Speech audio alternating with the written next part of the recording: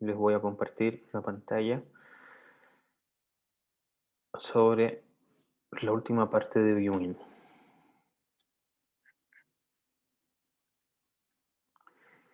Entonces, solamente para recordar muy rápido, el principal problema que nosotros teníamos era que estábamos trabajando en un objeto que era todo el mundo, pero nosotros queríamos ser capaces de tomar una sección de todo este gran objeto virtual y luego poder pasarlo a un tamaño de pantalla que está normalizado, que es lo que se llama el NDC, ¿cierto? Y poder proyectar en una sección de esta para que luego, desde este espacio normalizado, nos pudiéramos pasar, digamos, a ¿cómo se llama? Al dispositivo, indiferente de este cual fuese.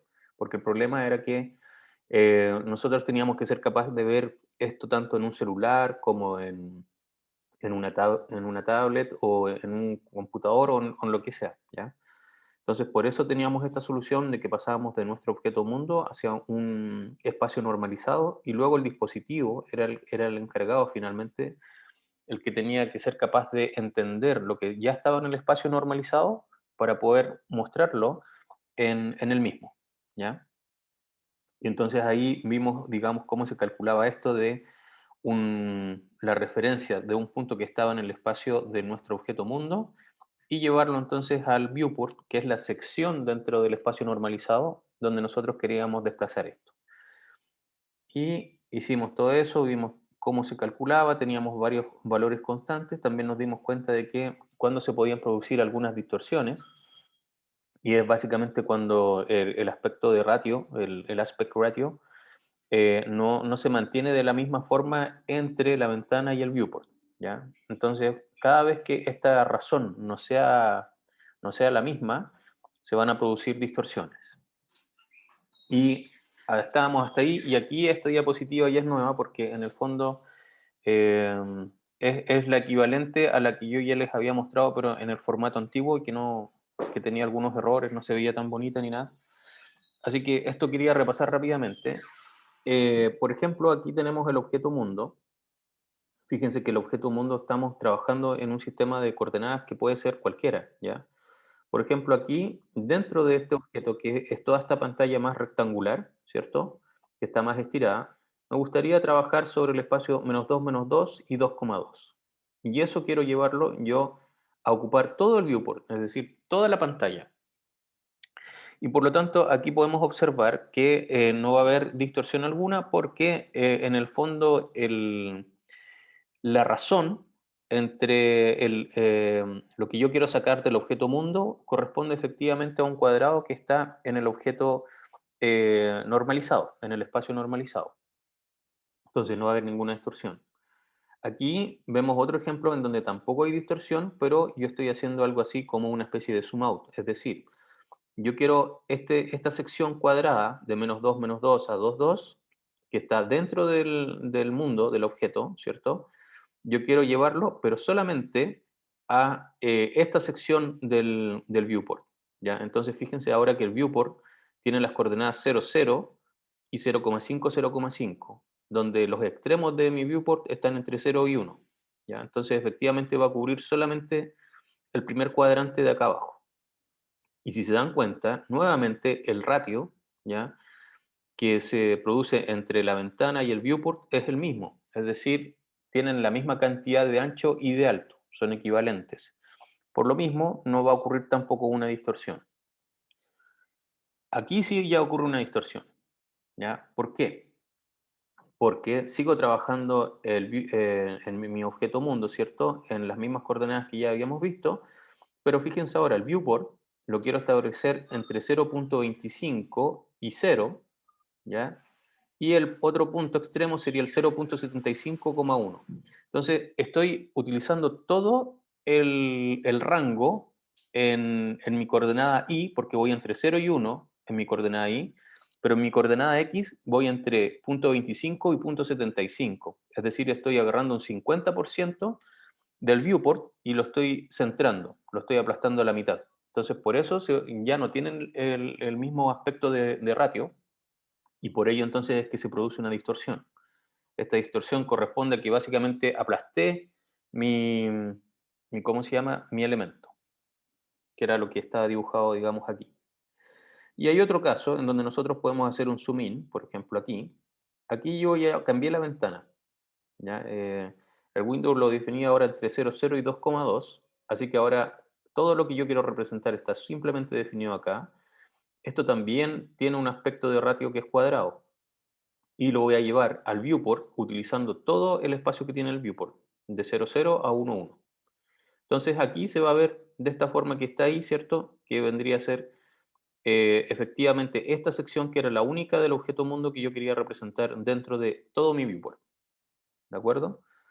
Entonces, ese era el punto de lo que les quería repasar. Ahora los números están bien, creo que en las imágenes queda mucho más claro. Y cuándo vamos a producir distorsiones y cuándo no. ¿Ya? Así que era simplemente eso que quería repasar. ¿Alguna pregunta? ¿Estamos todos claros?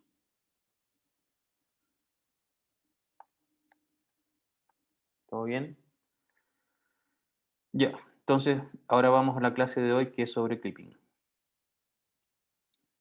Eh, Esas diapositivas ya están disponibles en aula, ¿cierto? Y estas de clipping, que es la clase de hoy, las subí hace poquitos minutos antes de comenzar la clase. Entonces voy a compartirles mi pantalla para que veamos estas diapositivas. Ya. Vayamos entonces con el clipping. ¿Alguien está familiarizado con este concepto? ¿Qué es lo que es hacer clipping? Por último, del inglés, ¿o qué se imaginan que podría ser?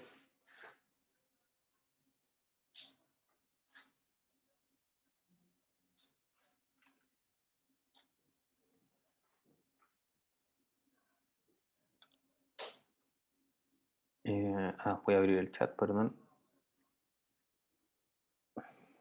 Clips, ok, ya. ¿Y qué sería eso? ¿Clips de música? Una cosa así.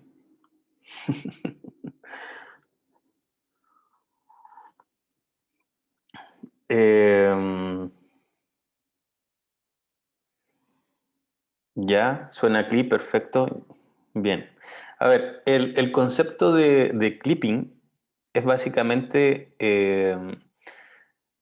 determinar una zona que es de interés y está muy asociado al concepto de cortar algo, ¿ya? Cortar en el sentido de que, así como vimos viewing la clase pasada, nosotros en realidad del objeto mundo completo cortábamos una sección, lo que estuviese arriba de eso, a la izquierda, a la derecha y abajo no nos importaba de toda nuestra gran imagen, de nuestro todo gran objeto mundo. Nos importaba solamente la sección que habíamos seleccionado dentro de nuestra window para llevarla al viewport dentro del sistema de coordenadas normalizado. Entonces, una pregunta que queremos resolver aquí, vayamos avanzando con las diapositivas. Entonces, tuc, tuc, tuc. Aquí está lo que ya habíamos visto siendo, ¿cierto? Del mundo del viewing, ¿cierto? Y poder seleccionar una zona.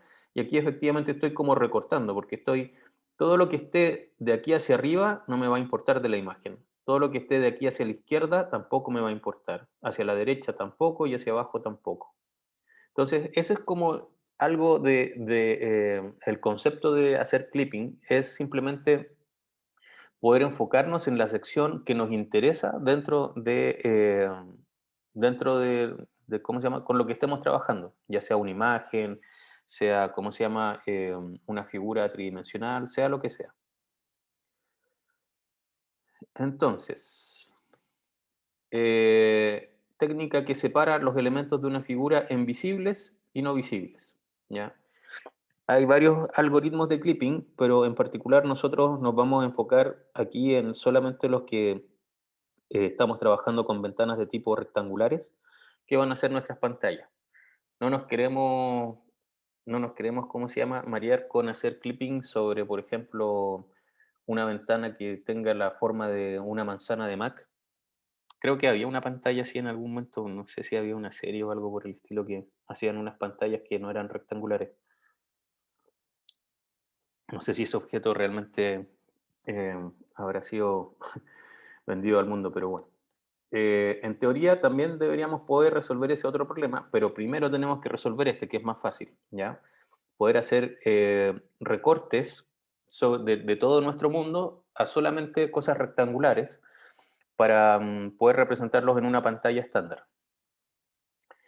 Entonces, el clipping de un punto es trivial, ¿cierto? Nosotros conocemos cuál es la sección que nos interesa y vamos a estar utilizando estas letras todo el rato, ¿ya? Aquí tenemos left, izquierda, bottom, abajo, y aquí tenemos right, a la derecha, y top, que es arriba. Y ver entonces si un punto XY cualquiera está dentro de la zona visible, basta con que el X sea mayor o igual que el izquierdo y menor o igual que el derecho, y que el Y sea menor o igual, o sea, perdón, sea mayor o igual que la parte de abajo y menor o igual que la parte de arriba, ¿ya? Ahora, naturalmente, si yo tuviera cualquier tipo de objeto y quiero ir analizando punto por punto, en realidad es una tarea muy costosa. Tendría que hacer eso con cada una de las imágenes y estar viendo si es que algo es visible o no por cada punto, por cada punto. O sea, si tenemos imágenes chiquititas de 640 por 480 píxeles, tendríamos que hacer toda esa cantidad de operaciones, digamos, para ver qué zona es visible y qué no, dentro del espacio que me está interesando ahora desplegar en el dispositivo o en la pantalla. Entonces, para ello, vamos a, primero que nada, aprender a hacer el clipping de una línea, ¿ya? Solamente de una línea. Tengo un segmento de línea y quiero ver si este cae o no dentro de la zona en que yo tengo que dibujar las cosas. El algoritmo, entonces, intuitivamente, tiene que recorrer todos los segmentos de línea y seleccionar aquellos que intersectan la ventana, ¿ya? Eh, Luego hay que recortar los segmentos del paso uno calculando su intersección con el borde, si es que la intersectan, porque podrían cortar un borde de mi sección visible como no. Y lo importante del paso uno es que vamos a poder separar los segmentos en estos tres grandes campos. Visibles, si ambos extremos de mi segmento de línea están dentro del rectángulo que es visible, por supuesto que todo este segmento de línea, que es una recta, va a ser visible. Si en cambio ambos están fuera de la ventana, alguien podría decir que son invisibles, pero ahí en realidad falta una condición más. No es tan directo decir, ah, los dos están afuera, así que yo voy a decir inmediatamente que está invisible. No, porque una sección del segmento todavía podría intersectar parte de la pantalla visible, ¿cierto? Y los otros vamos a decir que son indeterminados. Entonces, la pregunta es, ¿cuándo ustedes creen que un segmento de línea yo puedo decir que es efectivamente invisible? ¿Cuándo lo puedo descartar fácilmente?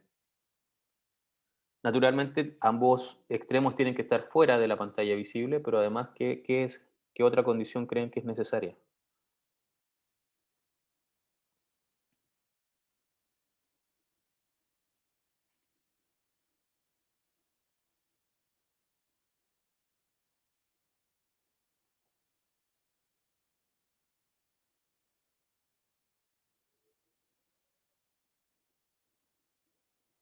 ¿Alguna idea?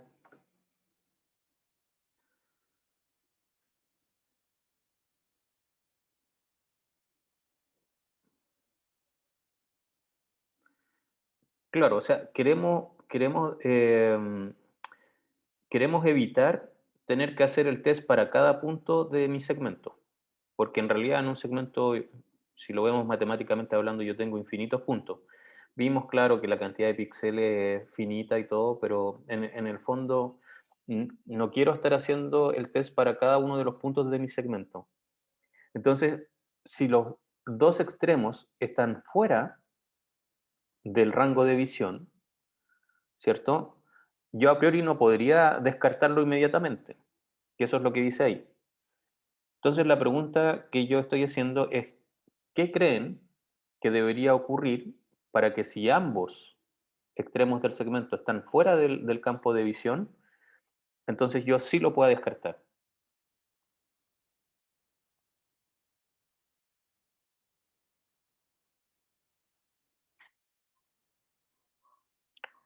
Em, que no haya intersección, ok, ya.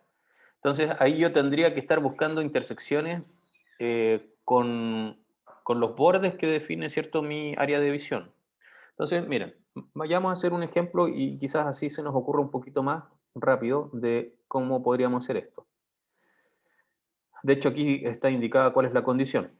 La condición faltante es será invisible, o sea, no lo tengo que dibujar, si se cumple alguna de las siguientes, que tanto el x1 como el x2 sean menor que la parte izquierda de mi campo de visión, o que tanto el x1 como el x2 estén a la derecha de mi campo de visión. Lo mismo ocurre para y, que ambos estén debajo de mi campo de visión, o por último, la última posible es que ambos y estén sobre el límite de mi campo de visión. Entonces aquí le estoy mostrando el campo de visión. Este es el límite izquierdo abajo y este es el límite derecho arriba. Por lo tanto, si yo veo solamente los dos extremos de este segmento de línea, ¿cierto? Yo sé que ambos están dentro de mi campo de visión. Por lo tanto, no tengo que hacer nada más y ya lo determino inmediatamente como visible. ¿Ya? Así que lo puse ahí como naranjito para decir que ese es 100% visible. ¿Qué me podrían decir del de acá arriba?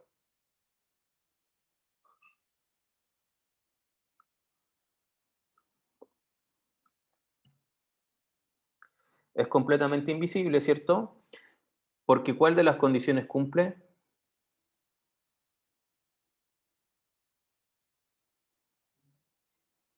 La segunda, que x1 y x2 están a la derecha. La última, que y1 y y2 están sobre el borde superior de mi campo visible, correcto. ¿Ya? Entonces, este vértice podría estar acá también, este podría estar más arriba. Cualquier cosa que esté arriba de T, ya da lo mismo si uno está por aquí, otro por acá o por allá. Todo lo que sea de aquí hacia arriba, ya lo puedo descartar. Entonces, este va a ser invisible. ¿Qué podemos decir de este que está aquí?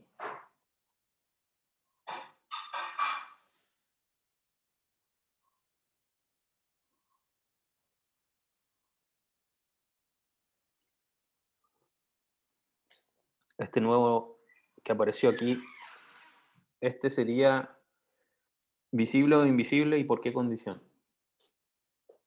La segunda condición lo vuelve invisible, efectivamente. Tanto el x1 como el x2 son más grandes que r, que es mi límite derecho.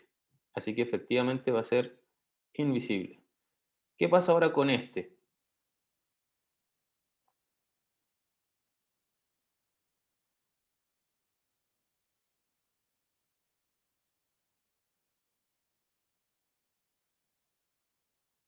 Claro, efectivamente, este es el primero que nosotros vamos a decir que es indeterminado, ¿ya? Porque recuerden que en esta parte del algoritmo estamos diciendo, estoy seguro que este es visible, estoy seguro que este es invisible y los demás no puedo decir todavía si son o no visibles, ¿ya? Así que efectivamente este va a quedar como indeterminado. Alguien podría decir, profe, pero tiene un punto dentro de la cajita visible y uno fuera de la cajita visible, así que por lo menos una sección va a quedar. ¿De acuerdo? Pero por ahora eso nosotros establecemos que es indeterminado, ¿ya? Así que lo dejamos así. ¿Qué pasa ahora con este otro?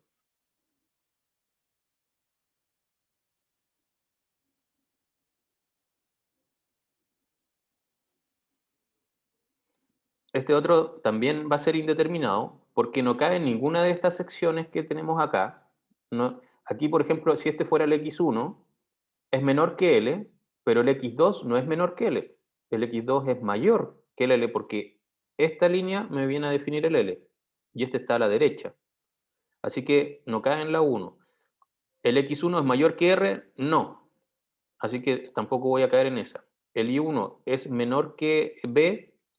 Y el I1 no. Tampoco es menor que B. Así que tampoco ya puedo descartarlo.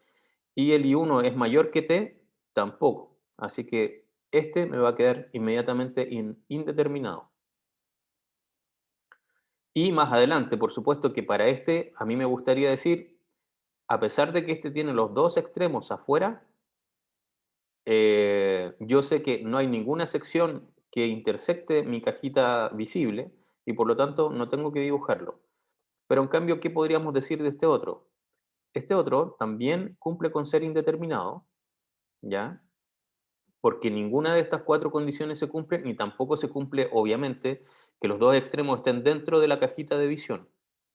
Por lo tanto, este también va a ser indeterminado, pero más adelante me gustaría efectivamente encontrar cuáles son los puntos que intersectan para saber qué sección de este segmento debo dibujar.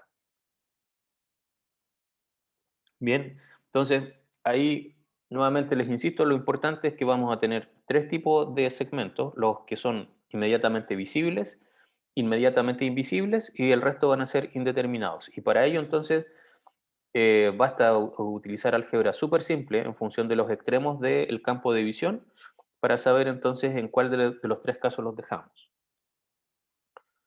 Bien, vamos entonces a ver el primer algoritmo de clipping de segmentos, que es este de Cohen-Sutherland.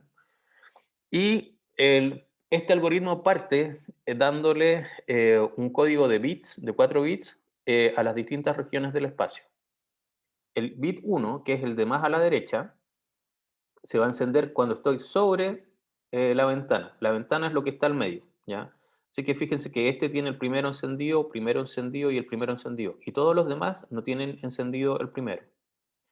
El segundo bit se va a encender cuando estoy bajo la ventana. El, este está en 0, 0, 0, 0, 0, 0 y aquí estos tres que están abajo efectivamente tienen su segundo bit encendido. El tercero va a ocurrir entonces cuando estoy a la derecha. Estos tres son los únicos que tienen encendido ese bit. Y el bit 4 se va a encender solamente cuando estoy a la izquierda y estos tres son los únicos que lo tienen encendido. ¿Qué es lo que voy a ganar con esto? Entonces, lo primero que hago es, para los dos extremos de mi segmento, tengo que calcular cuáles son sus 4 bits. ¿Ya? Em, entonces, ahora, ¿qué podemos decir? Naturalmente, si ambos tuvieran código de puros ceros, entonces el segmento es completamente visible, no hay ningún problema.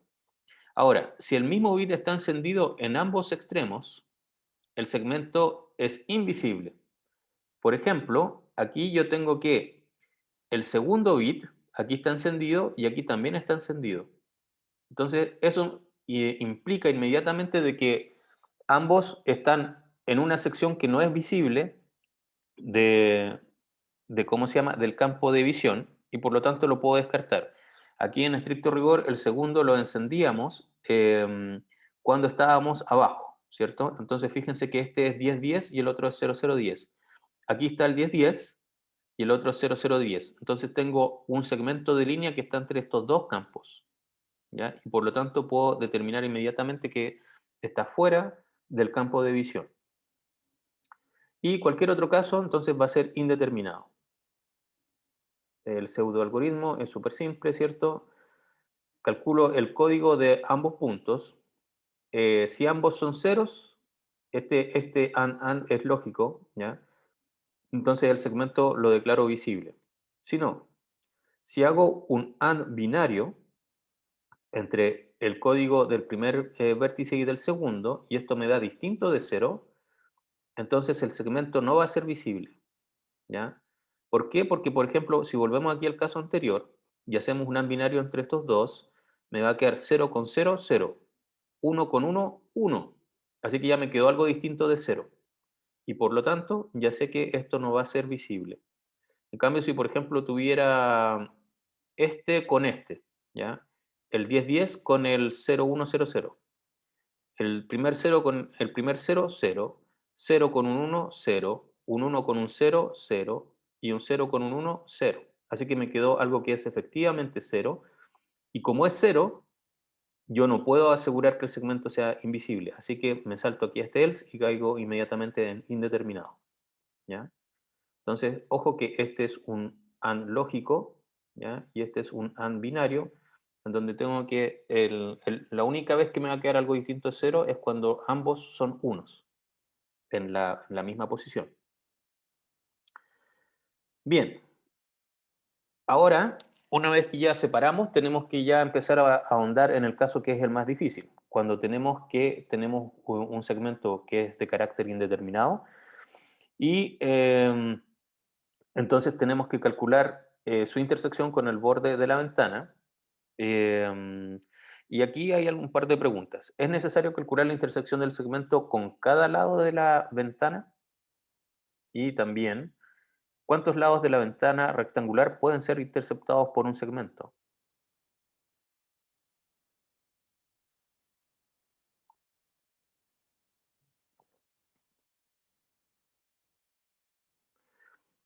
Veamos la primera pregunta, fíjense acá.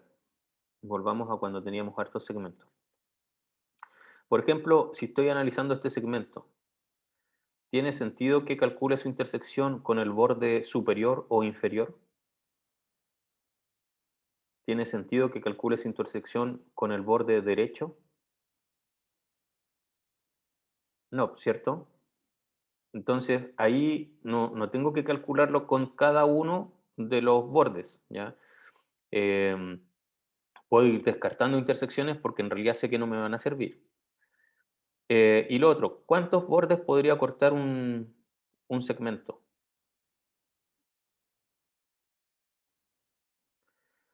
A mí en realidad me va a importar dos, ¿cierto? Dónde comienza y dónde finaliza. Pero ojo que si, fíjense aquí, si yo trazo un punto que está aquí abajo y que llega hasta acá arriba, en realidad voy a cortar una vez, que no me interesa ese obviamente, dos veces, ese sí me interesa, tres veces, ese también me interesa, y cuatro veces, ese no me interesa. ¿Ya? Entonces, podría yo llegar a cortar hasta cuatro veces, pero siempre me van a interesar solamente dos, a lo más dos. O sea, perdón, no es que siempre me vayan a interesar dos, me podrían interesar dos o una. ¿Y cuando me va a interesar una? Es en este caso, cuando tengo uno que está dentro y el otro que está afuera. Ahí me interesa una sola intersección. Bien, entonces, empecemos ya aquí a trabajar. Em, Valeria pregunta si está en la diagonal, cuenta como que corta cuántas veces. Ah, ok, si pasa justo por aquí encima, en realidad corta los cuatro ejes, los cuatro bordes, porque aquí está cortando el borde inferior y el izquierdo, y aquí está cortando, si lo ves como una línea, lo estaría cortando el derecho y el superior. Bien, entonces, veamos qué está pasando aquí. Si se dan cuenta, aquí yo puse el código que se genera para un vértice A que está aquí. Aquí puse el código para el B, el CS que es puro ceros y el D tendría ese código que está ahí. En este caso, yo tengo que encontrar dos intersecciones. En este otro caso, me basta con encontrar una. Y fíjense que eh, del análisis de los bits, aquí dice, si el bit uno está encendido, entonces tengo que analizar la intersección en i igual arriba. Si el bit 2 está encendido, entonces tengo que realizar la intersección en la parte de abajo. El 3 tengo que analizar la derecha y el 4 tengo que analizar el borde izquierdo. ¿De acuerdo? Entonces, por eso aquí estaría tomando x igual al límite izquierdo. Aquí estaría tomando el y en el borde superior y aquí estaría tomando x en el borde derecho. Esas son las intersecciones que me van a preocupar. Entonces, empecemos a ver cómo calculamos esto de una forma más eficiente, ¿ya? Este ya entrando el algoritmo de Cohen-Sutherland, más en específico para hacer el cálculo de intersecciones. Y para ello lo que vamos a hacer entonces es apoyarnos en las ecuaciones paramétricas de la recta. Esta ecuación paramétrica dice que el valor de x va a ser igual a x1 más t, que donde t es un parámetro que yo lo voy a ir variando siempre entre 0 y 1, multiplicado por el diferencial en x. Y lo mismo para y, ¿ya? Entonces aquí hay dos ejemplos. Este ejemplo, que tiene se compone el segmento AB, en donde A tiene coordenadas 3,10, B tiene coordenadas 10,12. Mi ventana está definida entre 2,2 y 8,8. Ojo que aquí, de hecho, ni siquiera mi ventana tendría que ser cuadrada, podría ser rectangular, podría ser cualquier cosa, porque estamos pensando esto para una pantalla cualquiera, si lo quieren ver así, y estamos pensando ya en el dispositivo, aquí no estamos trabajando en el sistema normalizado necesariamente. Entonces, si hacemos los cálculos, el A va a tener un código 0001 y el B va a tener un código 0101. ¿Sí? Entonces, ¿qué podría hacer ahí? Bueno, simplemente si hago el AND binario, me doy cuenta que esto me da 0001. Como eso es distinto de 0, entonces AB ya no es visible y no tengo que hacer nada más. Se acabó el problema. Pero ahora veamos el otro. Aquí tengo C que vale 0010 y D que vale 0100. Si hago el AND binario entre ellos, me da 0. Entonces, CD pasa a ser indeterminado. Y ahora vamos a calcular entonces esta intersección que está aquí abajo y esta que está aquí al lado derecho. ¿Qué es lo que tenemos que hacer? Vamos a tomar C, que vale 4,1, tiene el segundo bit encendido y eso significa que intersecta en el borde inferior. El borde inferior tiene coordenada 2, ¿ya? Entonces, escribo mi ecuación paramétrica de la recta. Teníamos que x era igual a x1 más t por x2 menos x1. Empiezo a reemplazar los numeritos que son los extremos simplemente de mi recta. Así que esto me quedaría como 4 más 6t. Lo mismo para i. Aquí pongo el i1 más t por i2 menos i1 y lo puedo representar como 1 más 5t. Entonces, yo quiero reemplazar en i igual a 2 porque este borde inferior está definido por i igual a 2, ¿cierto? Así que si reemplazo en i igual a 2, en esta ecuación que está aquí, me quedaría que 2 es igual a 1 más 5t. Despejo el t y me queda un quinto. Este valor de t se tiene que cumplir para todos los t. Así que ahora que ya calculé cuánto vale t, lo puedo reemplazar en la otra ecuación que estaba en función de x y de t. Así que me quedaría que x va a ser igual a 4 más 6 dividido en 5, 6 quintos, ¿ya? Porque t vale un quinto. Entonces de ahí despejo nuevamente y me queda que x vale 26 quintos. Entonces este punto, fíjense que yo sabía que el i de ese punto ya era 2. Eso ya lo tenía establecido porque sé que este segmento o esta recta, el borde inferior, está definido por i igual 2. Así que la segunda componente de esa coordenada yo ya la conocía. Y en función de eso, y utilizando la ecuación paramétrica, pude establecer que el valor de x, es decir, aquí abajo donde me voy corriendo en x, este punto sería 26 quintos. A continuación, ¿cómo calcularía el T2, que es el que está acá?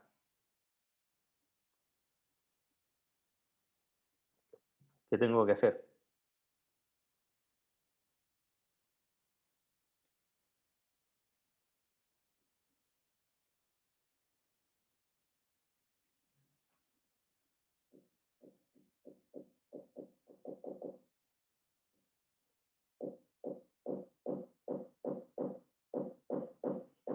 ¿Cómo calculo el T2, que vendría a ser esta intersección que está acá? Hacer lo mismo, pero con R igual a 8, ¿ya? Entonces, 8 se lo voy a asignar al X o al Y.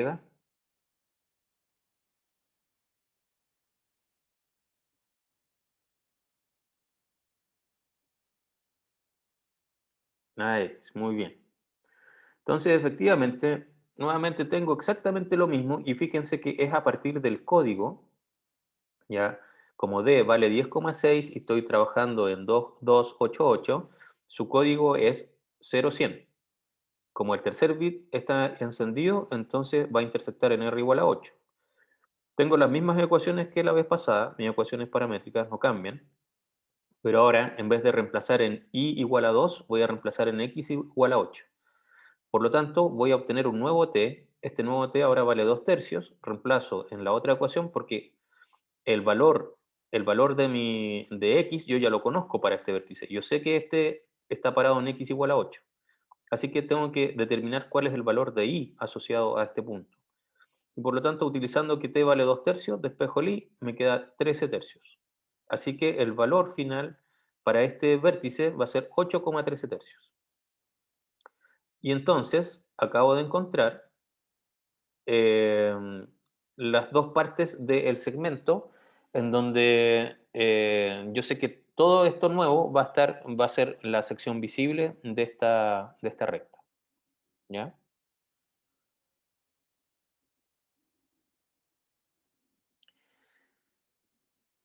Em, Siempre hay que tomar x1 y x2 de izquierda a derecha, no necesariamente. No, de hecho vamos a ver que en el fondo tú puedes definir la recta como quieras. Em, porque puede tener pendiente negativa, puede venir hacia abajo, por ejemplo, al revés, puede ser cualquier recta. Así que tú defines tus extremos y en función de eso calculas. De hecho, te tiene que dar lo mismo si es que hubiésemos tomado este como x1 y 1 y este x2 y 2. Vas a invertir todos los signos en el fondo. Las ecuaciones de la recta no van a ser las mismas, obviamente, porque partirías con x es igual a 10 más t por, ¿cómo se llama? 4 menos 10. Y entonces aquí se te vuelve negativo, pero como estás trabajando, este también cambió, al final te tiene que dar exactamente el mismo resultado. ¿Todo bien? ¿Preguntas?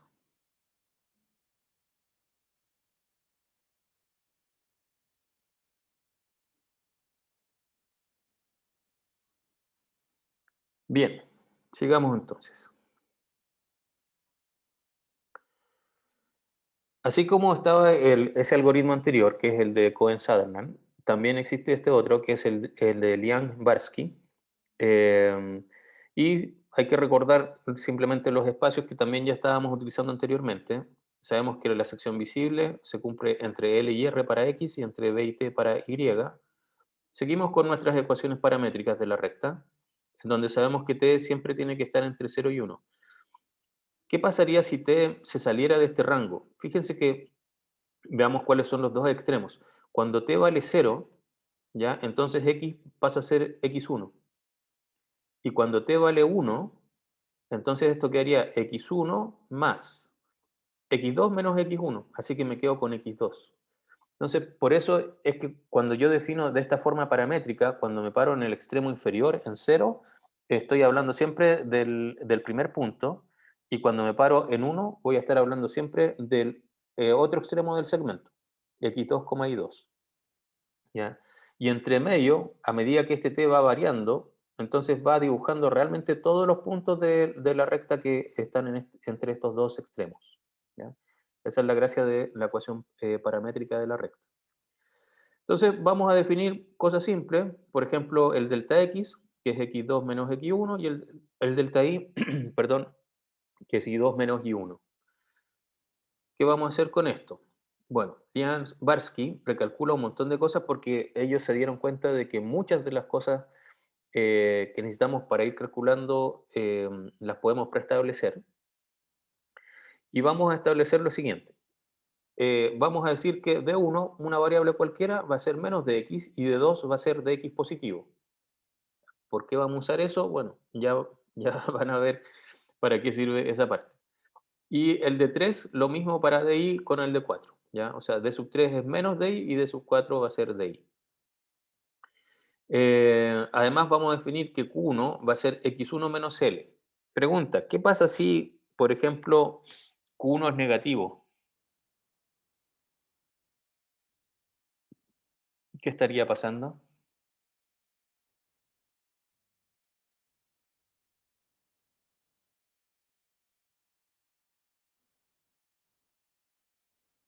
voy a estar a la izquierda, ¿cierto?, de mi extremo izquierdo, ¿ya? Porque este x1 va a estar, por ejemplo, parado aquí. Supongamos que este es 1 y el L es 2. Entonces me va a quedar 1 menos 2 menos 1. Así que cuando el Q1 es menor que 0, quiere decir que quedé a la izquierda de mi extremo izquierdo visible. El Q2, ¿qué pasa si es negativo?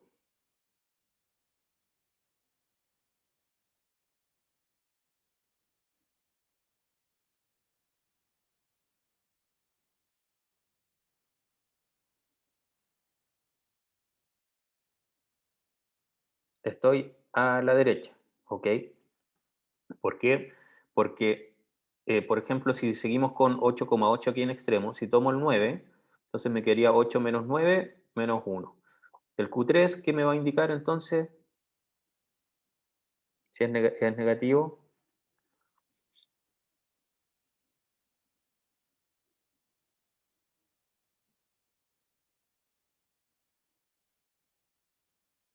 abajo, y finalmente el Q4, que estoy arriba, ¿ya?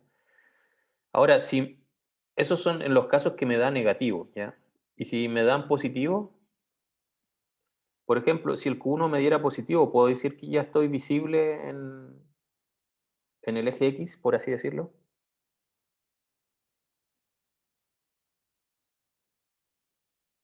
Claro, puede que me haya pasado del extremo derecho, ¿ya? Porque, por ejemplo, si estoy parado aquí, el Q1 va a ser positivo, ¿sí? Pero, quién me diría que no estoy dentro del campo de visión? Q3, porque Q3 sería negativo. Perdón, Q2.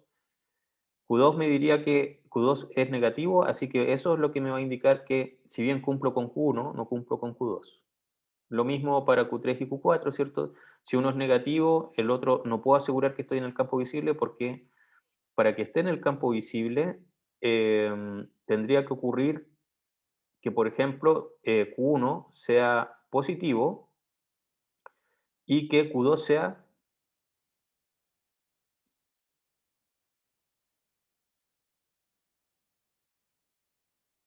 ¿Cuándo puedo asegurar que voy a estar en el campo visible? Esa es la pregunta.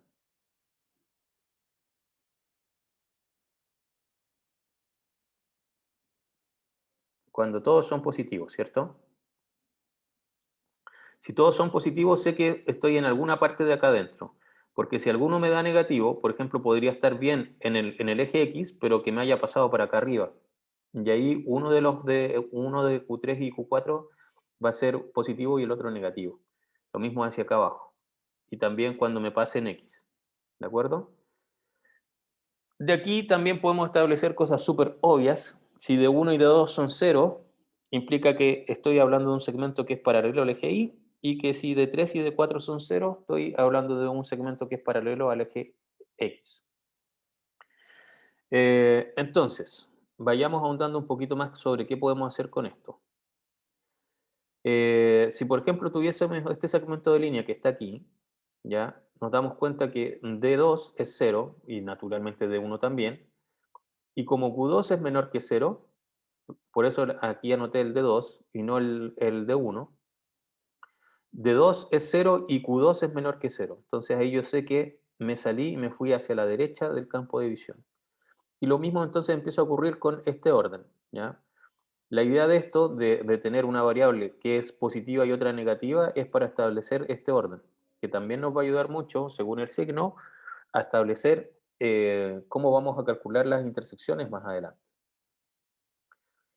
Bien, entonces hay que tener cuidado con que los Q, ¿cierto? Ojalá sean todos positivos. Y también la pregunta es, ¿qué pasa con los D? ¿Qué pasa si hay un D negativo, un D positivo? ¿Qué pasa si D sub 1 es negativo?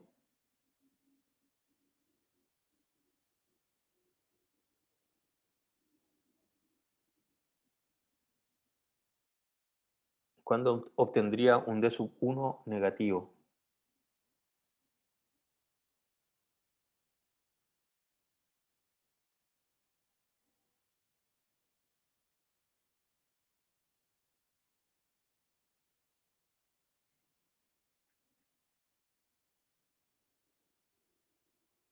para que de uno sea negativo, ¿cierto? Entonces tengo que ver cómo se define, menos de x. Así que menos de x tiene que ser negativo, es decir, esto que está aquí, que sería menos x2 más x1 tiene que ser menor que cero. Por lo tanto, se tiene que cumplir que x1 sea menor que x2 o que x2 sea mayor que x1. Correcto. ¿Y qué puedo establecer ahí entonces? Que el punto inicial con respecto al punto final en el eje X, ¿qué ocurre?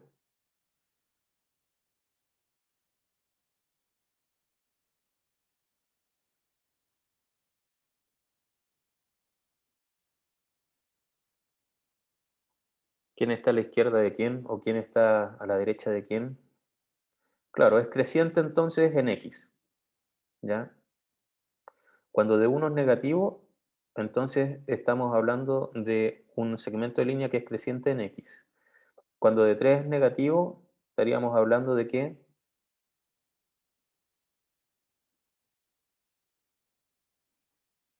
también es creciente, pero en Y, ¿cierto? Entonces hay que empezar a pensar un poquito en los signos de estas cosas para poder entender un poquito mejor qué es lo que vamos a hacer en cada uno de los casos. Bien, analicemos entonces. Vamos hacia el caso general. Recordamos siempre nuestra ecuación paramétrica, ¿cierto? Para x. Y vamos a ver qué pasa si reemplazo en el borde x igual a l, es decir, cuando estoy analizando la intersección con el borde izquierdo de mi sección visible. Entonces, aquí puedo escribir que L va a ser igual a x1 más t por dx, ¿cierto? Porque x2 menos x1 por definición era dx. Así que si despejo el t de acá, me queda L menos x1 dividido por dx. Pero x1 menos L era q1, es decir, negativo, el negativo de esto. Así que aquí yo tendría un menos q1. Y sabemos que el de 1 es menos de x. Así que aquí abajo me quedaría un menos de 1. Y como tengo negativo arriba y abajo, simplifico, ¿cierto? Y puedo establecer que cuando quiero calcular el valor de t para la intersección con el borde izquierdo, es simplemente q1 dividido por d1. De forma equivalente, cuando quiero ver qué pasa con el borde derecho, basta reemplazar en el extremo derecho, ¿cierto? Vuelvo a despejar, ahora arriba me queda r menos x1, que por definición es directamente q2, y yo sé que d2 tiene el valor de dx, así que cuando quiero calcular la intersección con el borde derecho voy a utilizar q2 dividido por d sub 2.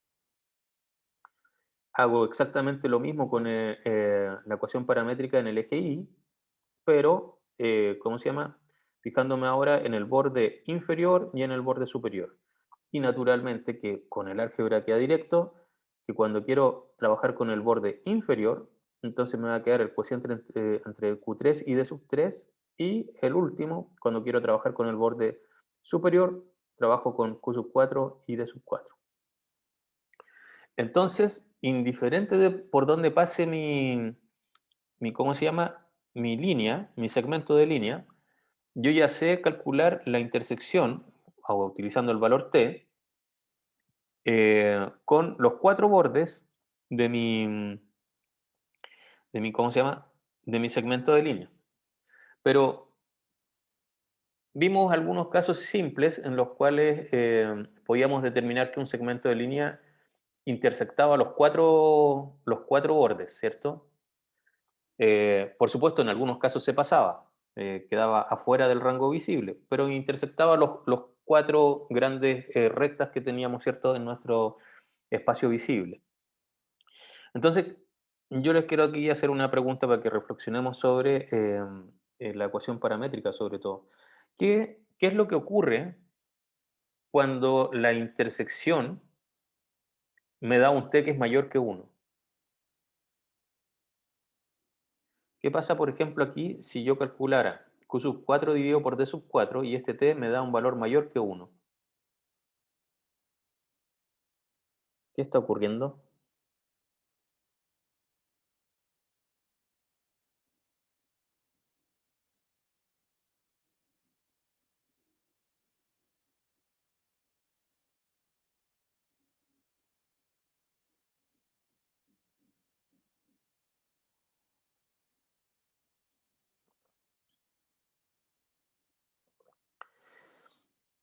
Si t me da mayor que uno, me estaría saliendo del área visible. No, no, eso no lo puedo asegurar.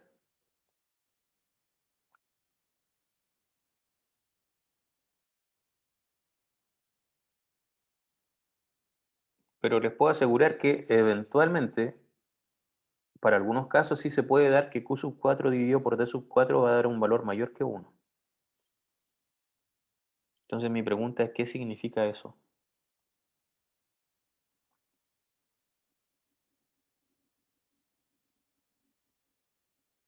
¿Qué pasaba cuando t valía uno? ¿Qué fue lo que yo les dije?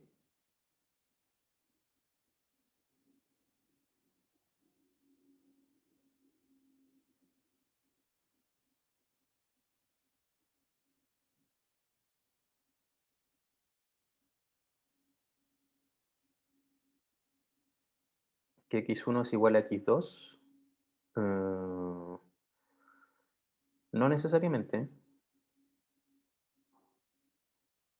No necesariamente, Juan Pablo, x1 igual a x2. Ya, muy bien, Valeria. Entonces, cuando yo les dije que el t valía uno, yo estaba parado en x2. Más bien, más que en x2, en realidad estaba parado en el punto final, en el x2, y2. Por lo tanto, mi pregunta es, ¿qué pasa si el t toma un valor más allá del uno? O si lo quieren ver también de otra forma, veamos qué fue lo que yo les dije cuando t valía cero. Si t valía cero, yo estaba parado ¿dónde? En x1, ¿cierto? Entonces, t, cuando vale cero, estoy parado en x1, que es un extremo, y cuando estoy parado en t igual 1, estoy parado en x2, que es el otro extremo. Si me salgo de ese rango, efectivamente, muy bien, Juan Pablo, ya me salí del segmento, ¿ya? Si mi t vale 1,1, entonces yo avancé un poquito más allá del extremo de mi segmento. Me pasé de mi punto final, efectivamente. Entonces, por eso es que este t me podría decir que, por ejemplo, para que yo logre esta intersección, necesito un t que vale mucho más que uno. Pero veámoslo, les voy a mostrar visualmente qué significa eso. Por ejemplo, acá, recordemos que estaba hablando yo del t sub 4, que vendría a ser la intersección con el borde superior. Y mi D, aquí termina mi D, en 10,6. Entonces, cuando yo quiero calcular aquí Q sub 4 dividido por D sub 4, me va a dar, me voy a pasar y lo va a venir a calcular acá. Y ese valor de ese T va a ser mucho más que 1. ¿Ya? Va a ser 2, va a ser 2,5. Entonces, por eso tengo que vivir entre 0 y 1, porque 0 estoy parado acá, en este extremo, y 1 estoy parado acá en el otro. Y si me paso del 1, entonces sí, continúo hacia allá.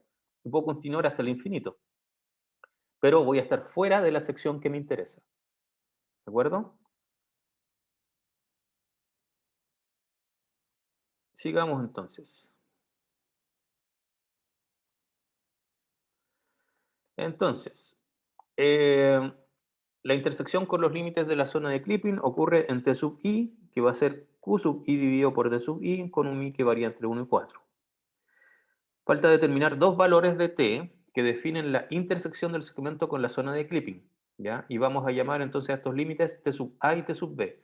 T sub a va a ser, según el orden que yo tengo de mis vértices, aquí, el punto 1 y el punto 2, va a ser donde comienzo a cortar, y t sub b va a ser donde termino de cortar, ¿ya? Va a ser la intersección final. En este sentido, nuestro segmento va a tener una dirección, si lo quieren ver así.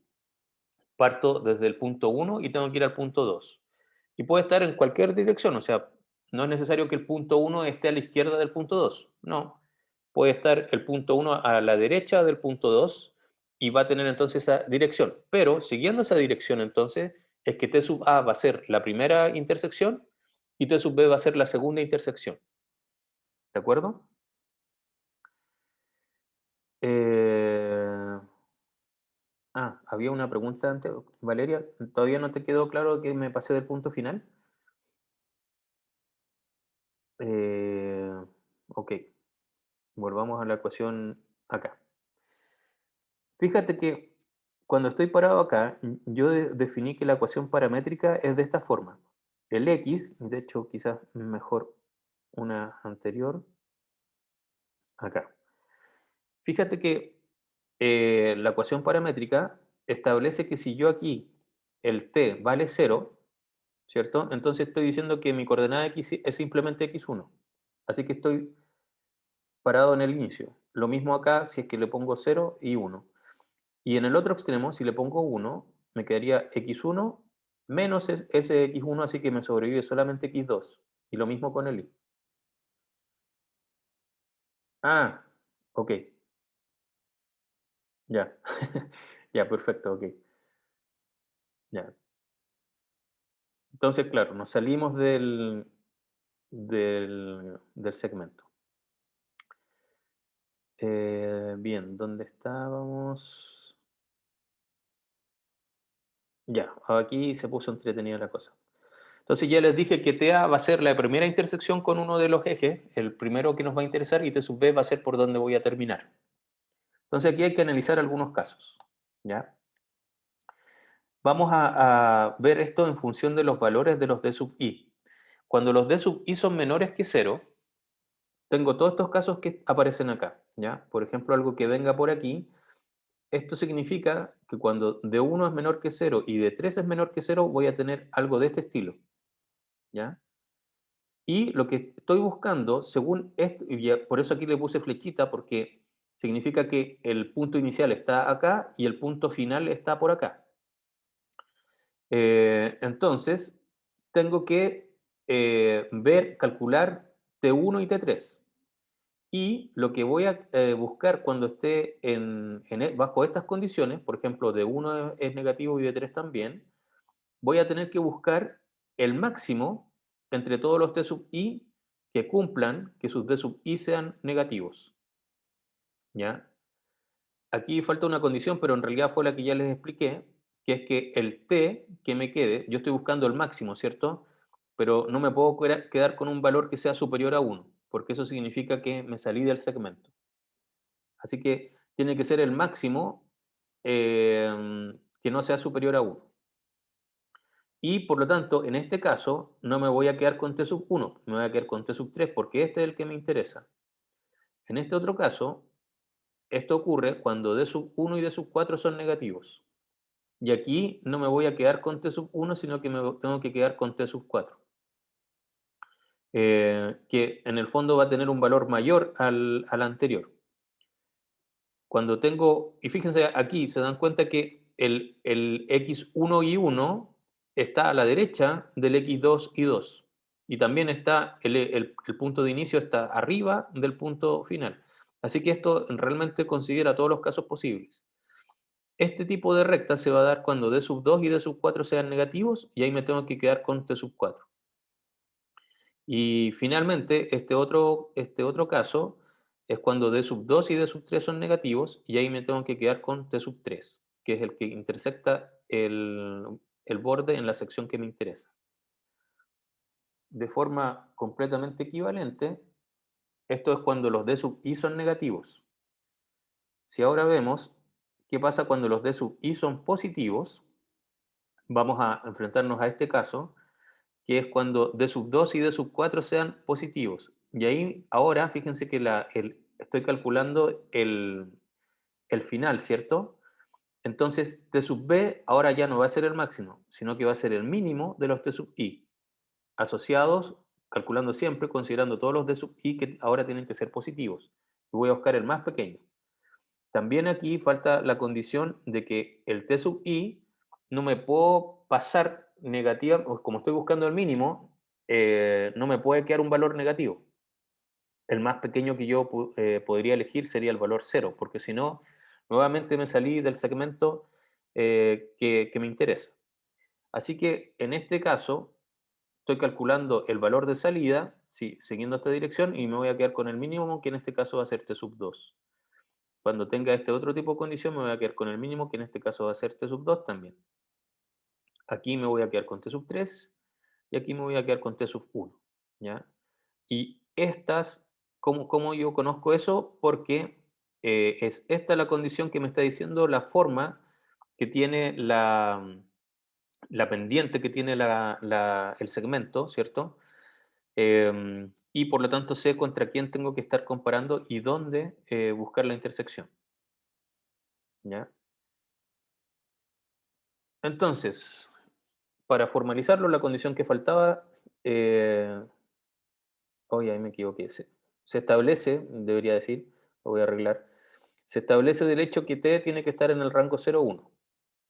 Así que t sub a va a estar acotado por 0, ya el punto inicial de la sección visible está al interior de la ventana de clipping, y el t sub b está acotado por 1, ya que también eso hace que esté acotado por la sección visible al interior de la ventana de clipping.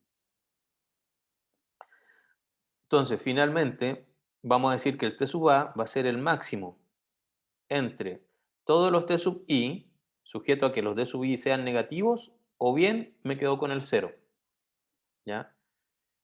Em, y porque estos valores me podrían quedar negativos, ¿cierto?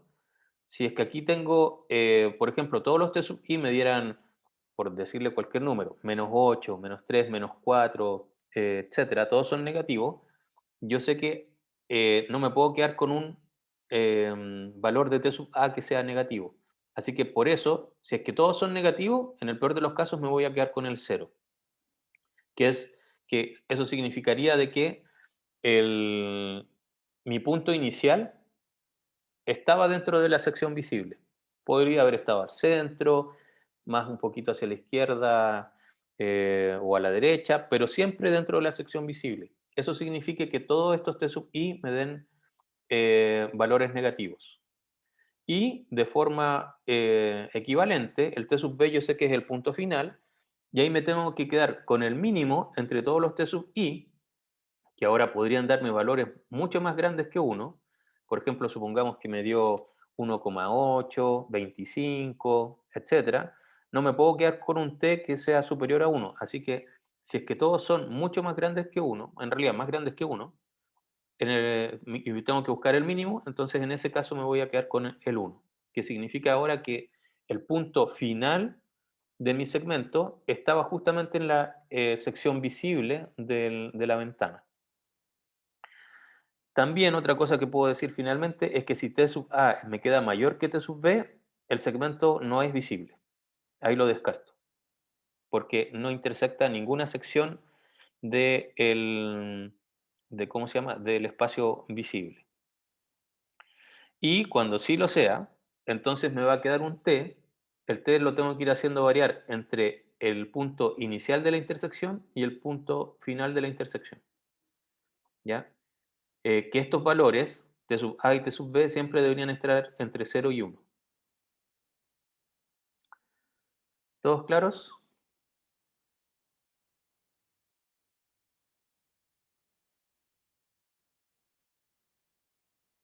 ¿Hay alguien que se haya quedado pegado con alguna idea?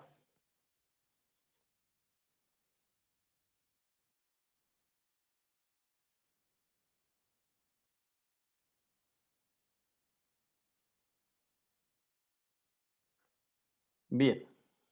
Y por último, ah, te perdiste un poco, ya. Sí, mira, a ver, estos algoritmos, en el fondo lo que están haciendo es precalcular un montón de cosas que nosotros ya sabemos contra quién me tengo que comparar en función de los bordes que tiene la ventana que es visible. Entonces, ahí lo que fuimos haciendo fue simplemente agarrar cálculos que ya sabemos que es buscar la intersección con el borde inferior, superior, izquierdo y derecho. Indiferente de si mi segmento, más bien, dejo de utilizar la idea de segmento y utilizo la recta, que es infinita. Y lo que va a ocurrir entonces ahora es que cuando el resultado de tu valor de t te dé inferior a 0 o superior a 1, efectivamente ya calculaste la intersección, pero te saliste del segmento. Y por lo tanto, lo único que tenemos que hacer ahora, una vez que yo calculé todas esas intersecciones, tengo que preocuparme de ver si los valores de los d sub i, que son los diferenciales en x y en y, son menores que cero o no, y eso me va a dar el origen de la primera intersección, y el T sub B tengo que hacerlo al revés, utilizando el mínimo, dado que los D sub I ahora son positivos. Y es eso. Mm, Básicamente calculaste ya todas las intersecciones posibles y al final te tienes que quedar con los valores que estén en un t en un rango de 0 a 1. Si se pasan, me quedo con el 0 o 1. Correcto. O sea, en este caso lo que podría ocurrir, por ejemplo, es que te den valores muy negativos. Así que, por ejemplo, aquí tendrías que, si buscáramos el máximo sin considerar el 0, por ejemplo, sería el máximo entre -5, -7 y -8, por decirte algo. Entonces te vas a quedar con -5, ¿sí? Pero -5 significaría que estarías tomando algo que se salió de tu segmento. Es por ello que aquí siempre vamos a agregar el 0, porque así por lo menos yo sé que eso quiere decir que el punto inicial estaba justamente dentro de la ventana, ¿ya? Y aquí al revés, no nos podemos pasar de 1, así que el 1 es uno de los valores a considerar. Si me queda un valor que es más chiquitito que 1, ¿ya? Sujeto a que todos son positivos, por supuesto, entonces me voy a quedar con ese valor, porque aquí estoy buscando el mínimo entre ellos.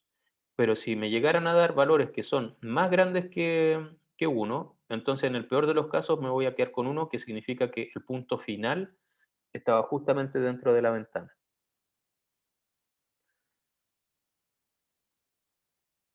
Ya.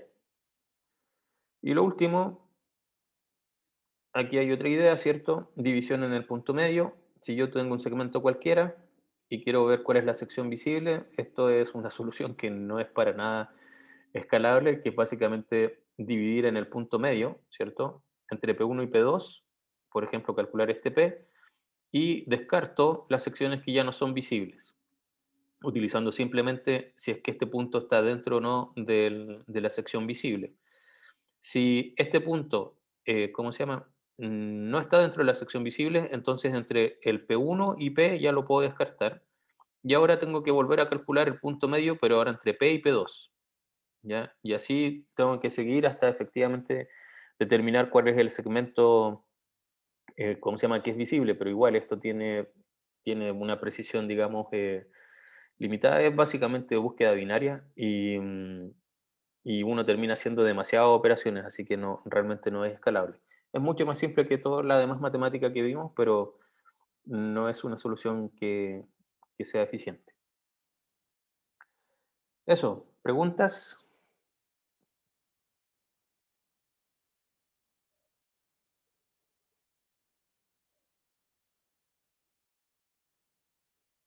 Perfecto. Entonces, estaríamos.